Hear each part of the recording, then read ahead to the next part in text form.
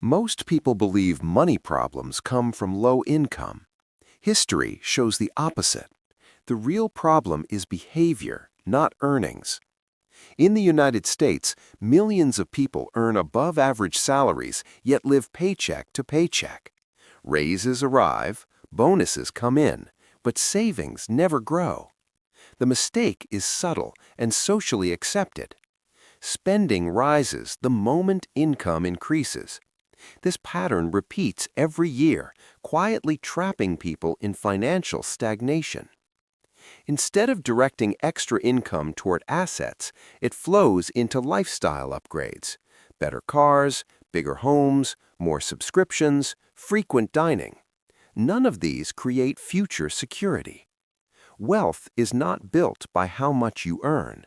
It is built by how much you keep and how consistently you invest it. When income grows but saving behavior does not change, financial stress remains permanent. This is why high earners still feel broke. The moment money enters the account, it already has an assignment. Bills, wants, convenience, and comfort consume it before wealth ever gets a chance.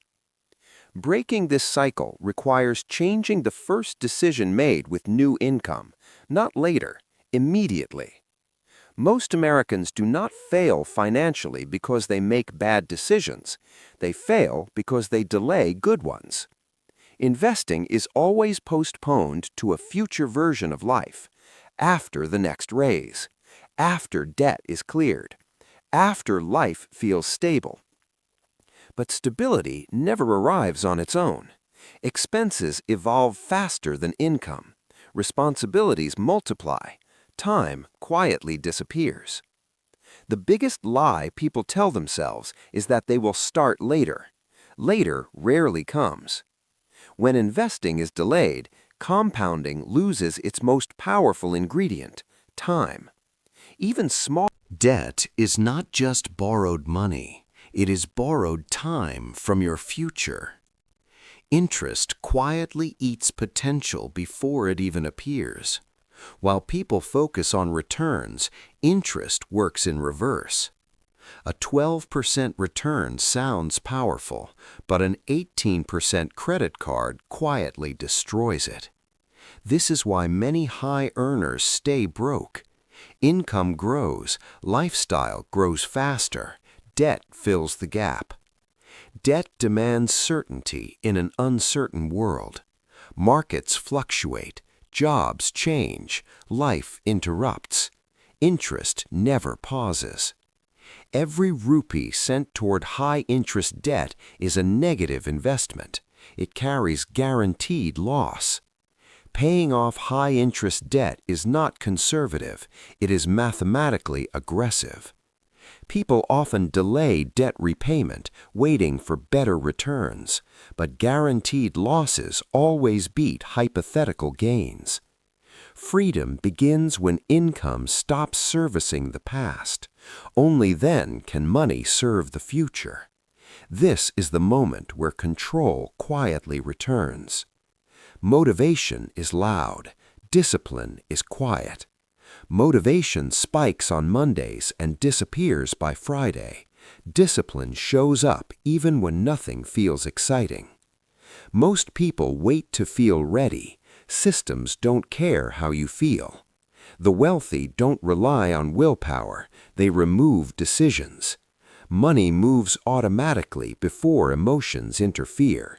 Savings happen first. Spending adjusts later. This is why boring beats brilliant. Consistency compounds, intensity burns out. A small action repeated for years outperforms a big action done once. This truth feels unimpressive. That's why it works. People chase hacks, but wealth is built through repetition. The goal is not to predict the future. The second mistake is confusing income with progress. Earning more feels like winning, but earning more without structure only increases speed, not direction. Many Americans get raises, bonuses, side incomes, yet their financial position stays the same. Why? Because spending rises at the same pace as income. Lifestyle inflation feels harmless: a better car, a bigger house, more subscriptions, more convenience. Each upgrade feels deserved, and individually, none of them looks dangerous. But together, they form a cage. The money leaves as fast as it arrives. Nothing stays long enough to compound. This is why high-income households still live paycheck to paycheck, not because they earn too little, but because nothing is captured. Wealth is not built by income, it is built by what income leaves behind. History shows this pattern repeating every cycle. Booms increase confidence, confidence increases spending, spending delays investing, and delay kills compounding again.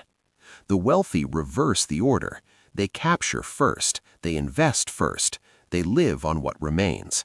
It feels restrictive early, but expansive later. Most people do the opposite. They enjoy now and explain later. That explanation arrives in their 40s and 50s, when time is no longer flexible. The third mistake is mistaking credit for capability. Credit cards, loans, and buy now, pay later options were not designed to make people rich. They were designed to make spending painless. When pain disappears, discipline follows. Monthly payments feel small, so decisions feel harmless. A $1,000 purchase becomes $30 a month. A car becomes a subscription. A lifestyle becomes rented. Over time, obligations stack quietly, each one manageable, together overwhelming. This is how debt hides in plain sight. Interest does not feel dangerous at first. It feels patient. It waits. While people focus on earning more, interest compounds against them. While they plan to invest later, interest demands payment now. History shows this clearly. Households that rely on credit delay ownership of their future. They give tomorrow's freedom to pay for today's comfort.